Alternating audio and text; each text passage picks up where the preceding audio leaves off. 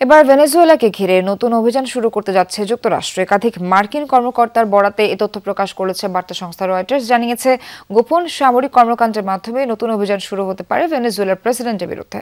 মূলত নিকোলাস মাদুরোকে পদত্যাগে বাধ্য করতে চাপ বাড়ানোর লক্ষ্যে ওয়াশিংটনের এমন প্রস্তুতি। তবে কখন আর কতটা বড় পরিসরে হবে এই অভিযান, সে বিষয়ে স্পষ্ট কোনো ধারণা মেলেনি।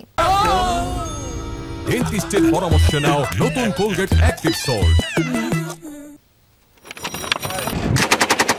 ভেনেজুয়েলার জলসীমা ও আশপাশে রীতিমতো রণপ্রস্তুতি যুক্তরাষ্ট্রের। মাদক নির্মূলের অজুহাতে ক্যারিবিয়ান অঞ্চলে বিপুল সামরিক সদস্য, 7টি যুদ্ধজাহাজ, পারমাণবিক শক্তিসম্পন্ন সাবমেরিন পাঠিয়েছে দেশটি।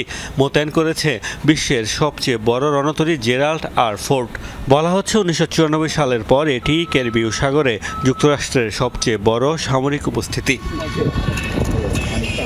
সম্ভাব্য যুদ্ধের প্রস্তুতি হিসেবে নিজেদের নিয়ন্ত্রণে থাকা ক্যারিবীয় দ্বীপ পুয়ের্তো রিকোতে 20 বছর ধরে বন্ধ থাকা স্নায়ুযুদ্ধের আমলের নৌঘাঁটি সংস্কার করছে যুক্তরাষ্ট্র।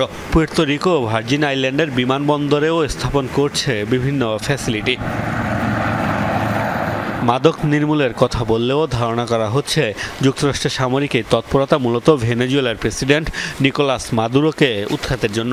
নাম প্রকাশ না করার শর্তে 4 মার্কিন কর্মকর্তার সাক্ষাৎকারেও মিলেছে সেই ইঙ্গিত। বার্তা সংস্থা রয়টার্সকে তারা জানিয়েছেন, ভেনেজুয়েলাকে ঘিরে নতুন অভিযান শুরু করতে যাচ্ছে ওয়াশিংটন। তবে কি বা কেমন হবে সেই অভিযান, সে বিষয়ে ধারণা দেননি, জানাননি অভিযানের পরিধি কিংবা সময়সীমাও। মার্কিন প্রেসিডেন্ট এখনও চূড়ান্ত সিদ্ধান্ত দিয়েছেন কিনা স্পষ্ট নয় তাও। 4 জনের মধ্যে 2 কর্মকর্তা অবশ্য জানিয়েছেন, নতুন এই অভিযান শুরু হতে পারে মাদুরোর বিরুদ্ধে গোপন সামরিক কর্মকাণ্ডের মাধ্যমে।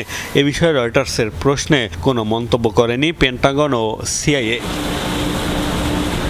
ওই কর্মকর্তাদের দাবি, যুক্তরাষ্ট্রে মাদক প্রবেশে সংশ্লিষ্টতার কারণেই মাদুরোর বিরুদ্ধে পদক্ষেপ নেয়ার কথা ভাবছে ট্রাম্প প্রশাসন। এ বিষয়ে সম্ভাব্য সব বিকল্পকেই বিবেচনায় রাখা হয়েছে। ভাবা হচ্ছে মাদুরো সরকারকে উৎখাতের বিষয়টিও। মোস্তফা মাহমুদ, যমুনা নিউজ।